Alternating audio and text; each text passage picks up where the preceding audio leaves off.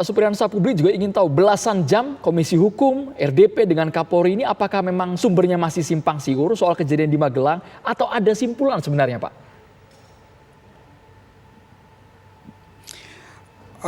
Mas Andro, belum ada kesimpulan yang kita ambil terkait peristiwa di Magelang.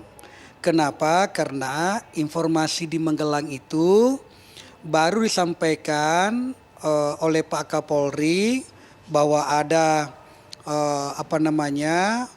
dugaan terjadinya pelecehan seksual di sana yang kemudian disambut oleh tanggapan dari Pak Suding dan kita dengarkan secara bersama, dan itu tidak masuk dalam kesimpulan yang ada di Komisi 3 kemarin. Karena Komisi 3 tidak mencampuri urusan peristiwa-peristiwa demi peristiwanya. Karena itu adalah hak kepolisian untuk menggali kejadian-kejadian di tempat dugaan terjadinya tindak pidana. Apakah itu di Duren 3 ataupun di Magelang. Silakan saja. Kami kan sebagai anggota komisi atau Komisi 3 ini, Komisi Hukum, kita hanya melihat dari penerapan yang digunakan oleh kawan-kawan penyidik misalnya, apakah itu sudah berjalan dengan baik. Yang kedua, kita mencoba juga mendengarkan apa yang berkembang di publik, terutama pendapat-pendapat masyarakat, pendapat para pengacaranya Brigadir J, itu menjadi ramuan dalam pemikiran kita, menjadikan sebuah ilmu untuk mengkomparasikan apa yang ditemukan kepolisian, apa yang disangkakan oleh pihak keluarga atau pengacara keluarga Brigadir J, itu menjadi pemikiran-pemikiran kami. Sehingga kita mencoba juga menyandingkannya, sehingga kan bisa kita vila-vila gitu Mbak Tisa. Kira-kira gitu ya. Saya ingin ke Bang Diolipa Yumara. Bang Diolipa, kita ingin mencoba konfirmasi sekali lagi pada saat itu Baradae, maksud saya mantan klien Anda, Baradae juga berada di Magelang. Ada sebuah statement bopong-membopong di sana. Apakah Baradae mengetahui itu, mendengar soal itu, atau mungkin melihat sekelibat soal itu? Baradae nggak ngomong begitu, dia nggak tahu. Jadi bopong-membopong itu kita juga itu salah satu bentuk kebohongan yang dibikin kuat kelihatannya. Ya kan, mana adalah seorang ajudan berani bopong si Putri kan, dia kan bintang 2, Bayangkari bintang 2. Bagaimana bopong-membopong? Itu propaganda. Propaganda itu kemudian dibikin skenario. Sebenarnya potensi utama adalah si Kuat ini pengen jadi bos di antara para ajudan. Dia pengen jadi bos, terus kemudian mungkin kemarin ada berantem sama Yosua, terus kesel, terus berantem lagi, terus udah aja dia bikin cerita begitu kan. Karena di rumah itu cuma ada Susi kan nggak masuk ke atas.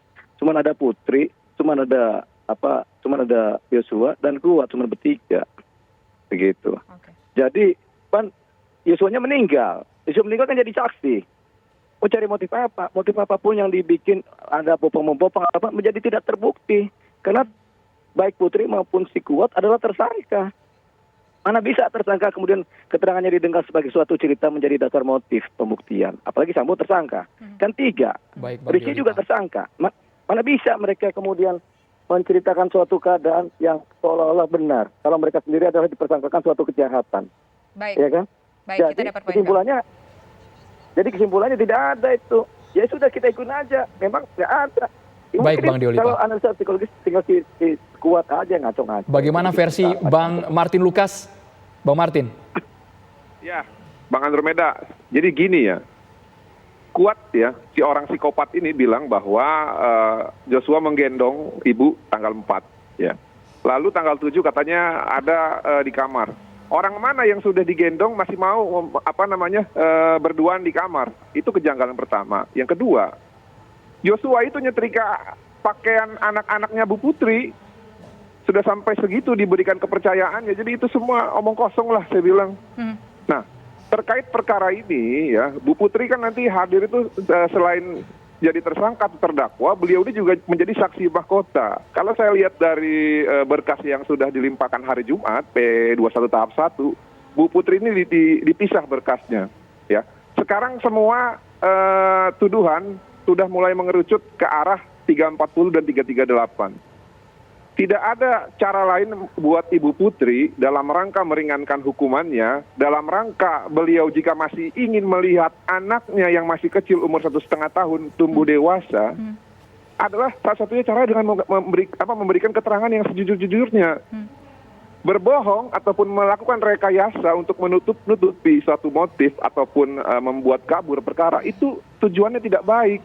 Ya, kita buktikan nanti di persidangan apakah hal tersebut ya ataupun skema mereka ini akan terbukti meringankan atau justru malah memberatkan. Saya yakin sebaliknya, justru ini akan malah memberatkan Mbak Tisa dan Mbak Andromeda. Mohon maaf durasinya terbatas Bapak Bang Martin, terima kasih banyak. Kata-kata tersebut ya, mengatakan kekerasan seksual yang dilakukan oleh anak muda kepada orang tua, lalu udah gitu istri jenderal pula, itu nggak ngejual, nggak ngegigit di publik. Jadi percuma, nggak akan dapat simpati publik, yang ada malah dapat hujatan. Baik. Dan itu juga kebohongan gitu ya. Makasih. Baik, terima kasih Bapak-Bapak atas waktunya sudah bergabung bersama kami di program Kabar Petang. Selamat sore semuanya.